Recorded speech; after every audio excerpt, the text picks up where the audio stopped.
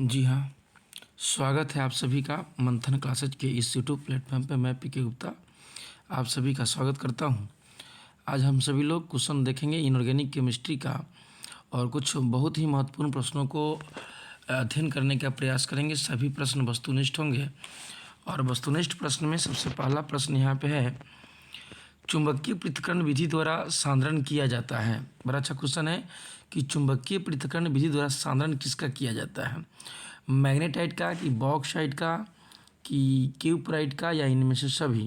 Question है कि चुंबकीय सांद्रण विधि से किसका किया जाता है, मैग्नेटाइट का या बॉक्साइट का या क्यूपराइट का, इनमें से सभी।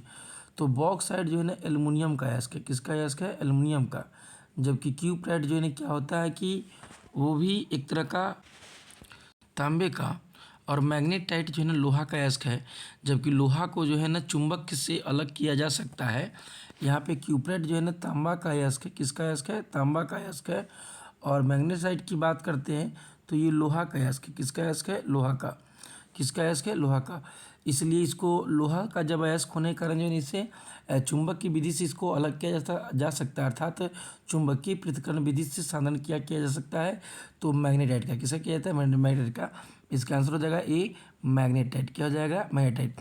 मैं आपको जानकारी के लिए बता दूं, लोहा के जो है ना कई अयस्क होते हैं, मैग्नेटाइट, हेमेटाइट, लिमोनाइट इत्यादि जो है ना सब अयस्क किसके होते हुआ, तो लोहा के होते हैं। ठीक है, तो मैग्नेटाइट क्या हो जाएगा, मैग्नेटाइट है। क्वेश्चन नंबर 2 देखेंगे। क्वेश्चन 2 कहता है कि स्मेल्टिंग में धातु के ऑक्साइड का अपचयन में संयुक्त होता है। स्मेल्टिंग में धातु के ऑक्साइड का अपचयन होता है। तो अपचयन मतलब कि उसमें किसका उपयोग किया जाता है, तो कार्बन का। किसका उपयोग होता है, कार्बन का। इसका स्मेल्टिंग में धातु के ऑक्साइड का किसका अपचयन में संयुक्त होता है, संयुक्त मतलब कि उपयोग होता है। तो किसका उपयोग होता है, कार्बन का। आई मीन दो का आंसर हो जाएगा डी। दो का आंसर क्या हो जाएगा, डी, कार्बन का। क्या हो जाएगा, कार्बन का। नेक्स्ट क्वेश्चन देखेंगे, स्पेल्टर क्या है। तो एक जो है ना शुद्ध जिंक है या अशुद्ध जिंक है, या इस तरीका से जो है ना अशुद्ध पारा है, या इनमें से कोई नहीं, इनमें से कोई नहीं। तो यहाँ पे शुद्ध जिंक, अशुद्ध पारा और इनमें से कोई नहीं, तो 3 का आंसर जाएगा अशुद्ध जिंक। मतलब जिंक में अशुद्धि को क्या कहते हैं, स्पेल्टर बोलते हैं। क्या बोलते हैं, स्पेल्टर। आई मीन 3 की क्या हो जाएगा, बी नंबर। 3 की क्या हो जाएगा, बी नंबर। नेक्स्ट क्वेश्चन कहता है कि सोडियम हाइड्रोक्साइड को क्या कहा जाता है। चौथा नंबर क्वेश्चन है कि सोडियम हाइड्रोक्साइड को क्या कहा जाता है। तो सोडियम हाइड्रोक्साइड को हम किसके नाम से जानते हैं। आगे क्वेश्चन है बड़ा अच्छा कि सोडियम हाइड्रोक्साइड को किसके नाम से जानते हैं। जिंक ब्लेंड का अयस्क का सांद्रण किस विधि से होता है। जिंक ब्लेंड के अयस्क का सांद्रण किस विधि से होता है। अच्छा क्वेश्चन है। गुरुत्व पृथक्करण विधि से, चुंबकीय पृथक्करण विधि से, या फेन उत्प्लावन विधि से। इसका आंसर हो जाएगा सी नंबर हो जाएगा, फेन उत्प्लावन विधि से। जिंक ब्लेंड जिसको जेरेनेस बोलते हैं, क्या बोलते हैं, जेरेनेस से। जिंक ब्लेंड जो है ना जिंक का क्या होता है, अयस्क होता है। जिंक का क्या होता है, अयस्क। जिंक के अयस्क को अलग कहलाता है तो जिंक ब्लेंड या जेरेनेस से। तो जेरेनेस का जो है ना सांद्रण किस विधि से होता है, तो फेन उत्प्लावन विधि से। कौन विधि से होता है, फेन उत्प्लावन विधि से। इसका आंसर हो जाएगा 6 के सी नंबर। 6 क्या हो जाएगा, सी। नेक्स्ट क्वेश्चन देखते हैं। नेक्स्ट क्वेश्चन की तरफ चल, बॉक्साइट के शोधन में प्रयुक्त किया जाता है या प्रयुक्त विधि है, बॉक्साइट के शोधन में प्रयुक्त विधि कौन सा है। हम बॉक्साइट का शोधन या बॉक्साइट का शुद्धिकरण किस विधि से करते हैं। तो ऑप्शन दे रहा है गुरुत्व पृथक्करण विधि से, उसके बाद दे रहा है निक्षालन विधि से। किस विधि, निक्षालन विधि से। और उसके बाद फेन उत्प्लावन विधि से। ठीक है ना, और इनमें से कोई नहीं। तो 7 का आंसर जाएगा निक्षालन विधि से। बॉक्साइट का जो है ना हम शुद्धिकरण करते हैं, या बॉक्साइट से हम एल्युमिनियम की प्राप्ति करते हैं। बॉक्साइट से किसकी प्राप्ति करते हैं, एल्युमिनियम का। आई मीन शुद्ध एल्युमिनियम की प्राप्ति करते हैं। तो इस विधि को कहते हैं निक्षारण। कौन सा विधि कहते हैं इसको, निक्षारण विधि से करते हैं। ठीक है, नेक्स्ट क्वेश्चन।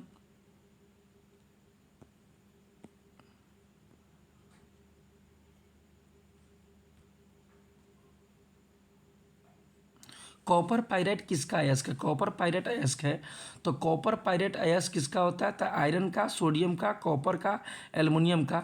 तो कॉपर पायरेट अयस्क होता है किसका, तो वह कॉपर का। किसका होता है, कॉपर का। कॉपर पायरेट किसका अयस्क होता है? तो कॉपर का होता है, ठीक है ना। बड़ा आसान क्वेश्चन ये वाला भी। और यहाँ ऊपर लोहा है या नेत्रियम या इसको बोलते हैं Na, सोडियम बोलते हैं। एल्युमिनियम का अयस्क क्या होता है? बॉक्साइड। और आयन का अयस्क होता है हेमेटाइट, मैग्नेटाइट, सिडराइट, लिमोनाइट इत्यादि कई तरह के उसके होते हैं, ठीक है ना। यहाँ कॉपर पायरेट का अयस्क किसका हो जाएगा? तो कॉपर क्या हो जाएगा? कॉपर। नेक्स्ट क्वेश्चन देखेंगे, ध्यान देंगे हम लोग। नेक्स्ट क्वेश्चन काफ़ी अच्छा सा।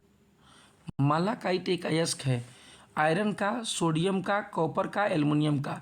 तो मालाकाइट किसका अयस्क है? अच्छा क्वेश्चन है ना कि मालाकाइट है किसका अयस्क है? तो मालाकाइट सोडियम का अयस्क है या कॉपर का अयस्क है या एल्युमिनियम का अयस्क है? तो option number A, B, C, D में चारों में से सी हो जाएगा। इसका आंसर क्या हो जाएगा? सी। I mean copper. क्या हो जाएगा? कॉपर। कॉपर बोले तो क्या हो जाएगा? तांबा। क्या हो जाएगा? तांबा। तो नॉर्मल मालाकाइट किसका अयस्क हो जाएगा? तो तांबा का। यहाँ पे हम लिख दे रहे हैं मालाकाइट किसका अयस्क हो जाएगा? तो तांबा का। 9 का हो जाएगा सी नंबर। 9 का क्या हो जाएगा? सी नंबर, ठीक है। अब नेक्स्ट क्वेश्चन देखते हैं। अयस्क में उपस्थित अशुद्धि को क्या कहते हैं? तो फ्लक्स कहते हैं या गैंग कहते हैं, मिश्र धातु या खनिज कहते हैं? तो इसको गैंग कहते हैं। क्या बोलते हैं इसको? गैंग।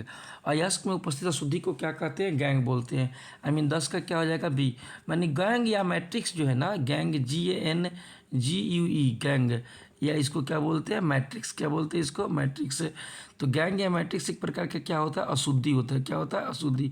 तो ये अशुद्धियाँ इत्यादि पाई जाती है, ठीक है ना।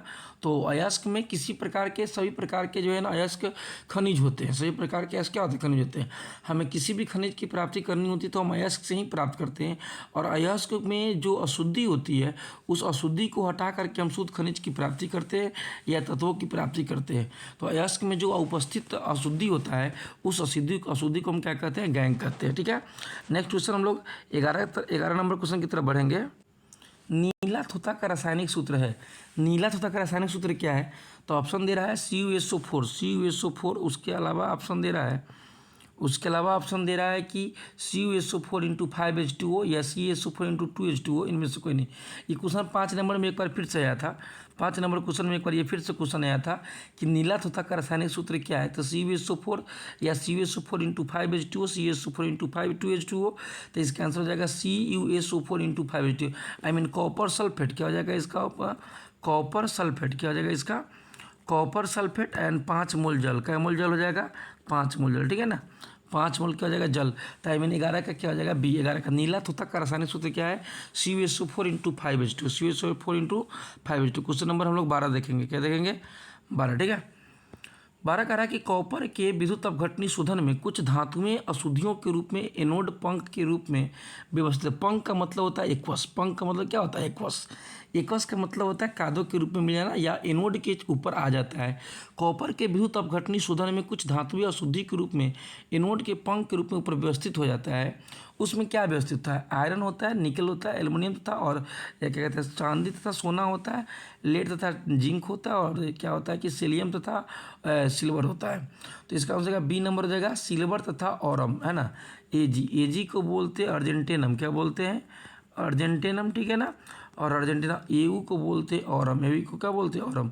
ये दोनों एक तत्व जो अशुद्धियों के रूप में एनोड के रूप में पंख में क्या होता है हमें लेप के रूप में क्या होता है? जमा हो जाता है। क्वेश्चन नंबर हम 13 की ओर बढ़ेंगे। आई मीन 13 स्केप हो जाता है इसमें। क्वेश्चन नंबर 14 की ओर बढ़ेंगे, ठीक है। नेक्स्ट कहता है अगला क्वेश्चन 13 मिसप्रिंट हो चुका है, ठीक है। 14 में निम्न में से कौन से अयस्कों का श्रेष्ठ सांद्रण झाग प्लवन विधि से होता है? निम्न में से कौन से अयस्कों का श्रेष्ठ सांद्रण झाग प्लवन विधि से होता है? तो मैग्नेटाइट का, कैल्सिटाइट का, गलेना का या मैलेकाइट का? तो गलेना का। लेड का अयस्क का जो है ना क्या होता है? गलेना। सीसा का क्या होता है? गलेना। और ये लेड का या सीसा जिसको बोलते हैं, ठीक है ना, या पीबी बोलते हैं, या आप क्या कह सकते हैं इसको? गलेना, ठीक है ना। तो लेड का क्या होता है? गलेना है। कि इनमें से कौन से इसको का श्रेष्ठ सांद्रण झाग प्लवन विधि से होता है? तो गलेना है। 14 का क्या हो जाएगा? सी नंबर। 14 क्या हो जाएगा? सी। नेक्स्ट क्वेश्चन की तरफ बढ़ेंगे हम लोग।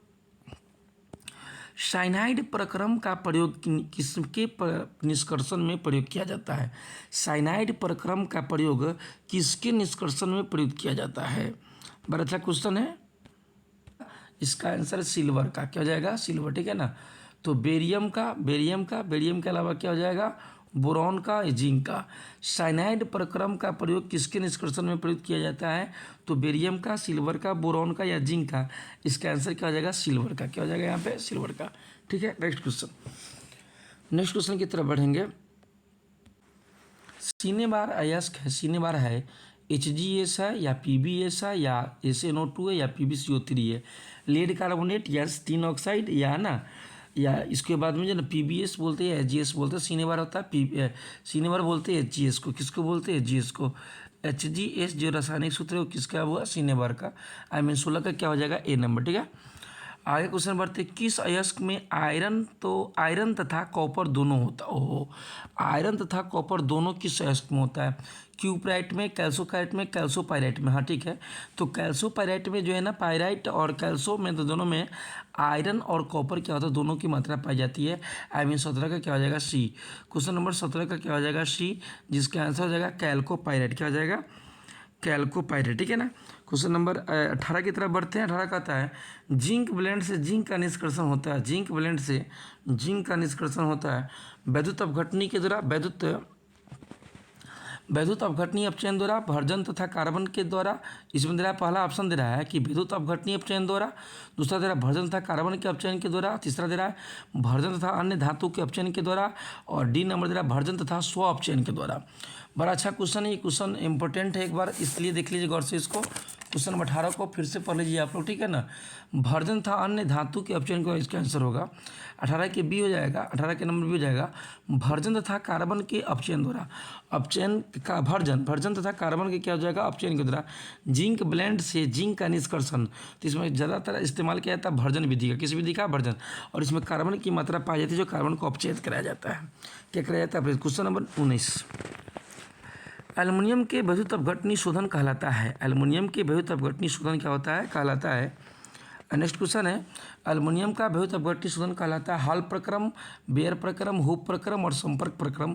तो हम एक बार इस बात को लिखाए भी होंगे कोई किताब में कि कॉपी में लिखाए होंगे इसको कि हुप विधि से जो है एल्युमिनियम का पूर्णतः शुद्धिकरण किया जाता है। हुप विधि से एल्युमिनियम का पूर्णतः क्या किया जाता है, शुद्धिकरण किया जाता है। तो इसका आंसर हो जाएगा 19 के C, 19 का क्या हो जाएगा, C, ठीक है ना। हुप विधि, कौन सी विधि हो जाएगा, हुप। नेक्स्ट क्वेश्चन 20 नंबर देखते हैं, इनमें से कौन सा तत्व पिग आयरन में मुख्य अशुद्धि बनाता है। पिग आयरन एक प्रकार का विशेष आयरन होता है जिसमें मजबूती अधिक होती है और ये जो है ना अलग अलग जलता, जल्दी टूटता नहीं है, ठीक है ना। इनमें से कौन सा पिग आयरन में मुख्य अशुद्धि बनता है, सिलिकॉन, ऑक्सीजन, सल्फर और क्या होता है, ग्रेफाइट। तो क्वेश्चन नंबर 20 का आंसर जाएगा ग्रेफाइट। क्या हो जाएगा, ग्रेफाइट। ग्रेफाइट जो है ना जिस आयरन में पाया जाता है, ग्रेफाइट क्या हो जाता है, ग्रेफाइट, जिस आयरन में ग्रेफाइट की मात्रा पाई जाती है, जिस आयरन में ग्रेफाइट की मात्रा पाई जाती है ना, उस आयरन को हम लोग कहते हैं पिग आयरन। क्या बोलते हैं उसको, पिग आयरन के नाम से जानते हैं, ठीक है ना। तो 20 किससे आगे बढ़ते हैं, या 20 का आंसर हो जाएगा कौन सा, डी, ग्रेफाइट। 20 का आंसर क्या हो जाएगा, D, graphite. Next question, next question है बड़ा आसान सा क्वेश्चन है कि अयस्क में उपस्थित अशुद्धि को क्या कहते हैं। अयस्क में उपस्थित अशुद्धि को क्या कहते हैं, अयस्क में उपस्थित अशुद्धि को क्या कहते हैं, या किस नाम से जानते हैं, फ्लक्स कहते हैं, या गैंग कहते हैं, या उसको स्लैग कहते हैं। क्या बोलते हैं उसको, स्लैग बोलते हैं, या मिश्र धातु कहते हैं। इसका आंसर नॉर्मल हो जाएगा गैंग। क्या हो जाएगा, गैंग, ठीक है ना।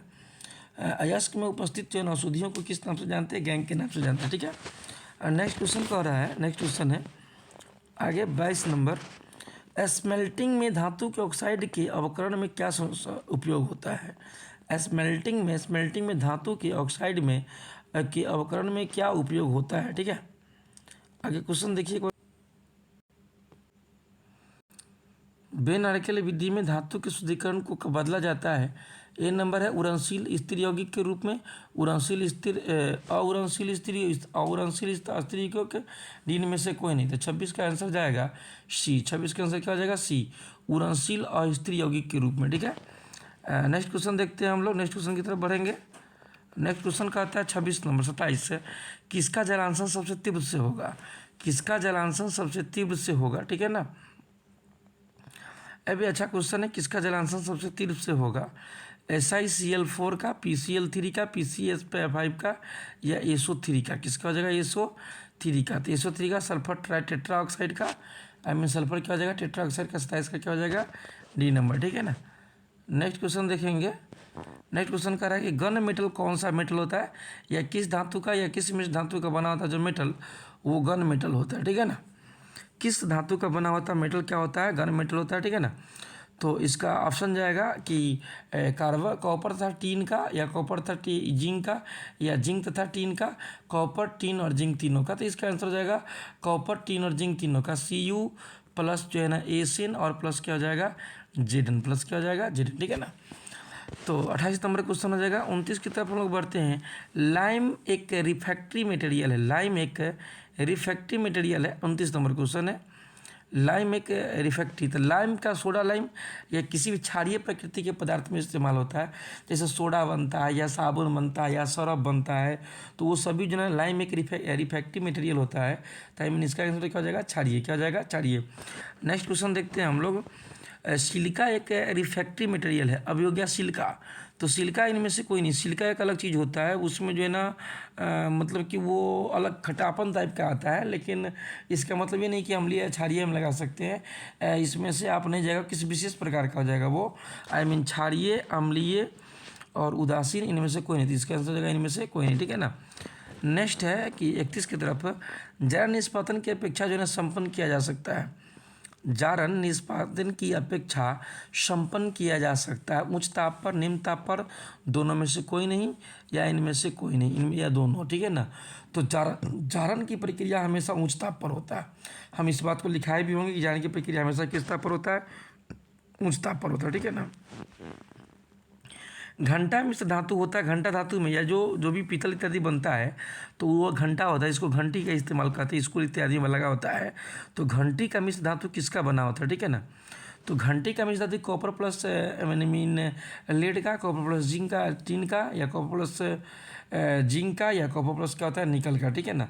तो पीतल पीता जी मतलब तांबा प्लस जिंक, तांबा प्लस क्या हो जाएगा जिंक, इसका हो जाएगा Cu plus Zn, Cu plus क्या होता है Zn, ठीक है ना। तो इसका बड़ा आसान सा आंसर हो जाएगा। एक बार हम फिर से इसको देखने का प्रयास करेंगे कि Cu प्लस क्या होता है जिंक, तो Cu का मतलब होता है तांबा, क्या होता है तांबा, ठीक है ना। Zn का मतलब क्या होता है जिंक, इससे मिलकर बनता है पीतल, क्या बनता है पीतल। तो पीतल जब मिलकर बनता है तो इसको कहते हैं पीताजी, तो पीताजी तो पीतल तांबा प्लस जिंक, क्लास में बताया गया होगा। 32 के बाद देखते हैं कौन सा क्वेश्चन 33, ठीक है ना। निम्न में से हरा तोता किसको कहते हैं, अच्छा क्वेश्चन है। इससे पहले नीला तोता देखे थे, अब यहाँ क्वेश्चन कौन सा है हरा तोता, कौन सा तोता हरा तोता। FeSO4 × 7H2O, CuSO4 × 5H2O, या CaSO4 × क्या होता है 2H2O। 33 नंबर क्वेश्चन है। FeSO4 × क्या हो जाएगा 7H2O, ठीक है ना। FeSO4 क्या हो जाएगा 7H2O। तो FeSO4 × 7H2O, FeSO4 × 7H2O को हम क्या कहते हैं हरा तोता के नाम से या हरा कशिश के नाम से इसको क्या करते हैं जानते हैं। क्वेश्चन नंबर 34 देखेंगे। निम्न में कौन सा धातु प्राकृतिक में मुक्त अवस्था में नहीं पाया जाता है। आखिर कौन सा धातु जिसको मुक्त अवस्था में नहीं पाई जाती है, सॉरी जो मुक्त अवस्था में पाई जाती है। तो मैग्नीशियम मुक्त अवस्था में नहीं होता है, या लोहा का अयस्क के रूप में होता है, जिंक का जो है ना अयस्क के रूप में ही होता है, अर्थात सोना प्रकृति में मुक्त अवस्था में पाया जाता है। ऐसे भी खुला कुछ दम तक छोड़ सकते हैं, इसमें किसी प्रकार का जंग इत्यादि जल्दी लगता नहीं है। 33 के बाद क्या हो गया 34। अब देखेंगे क्वेश्चन नंबर कौन सा 35।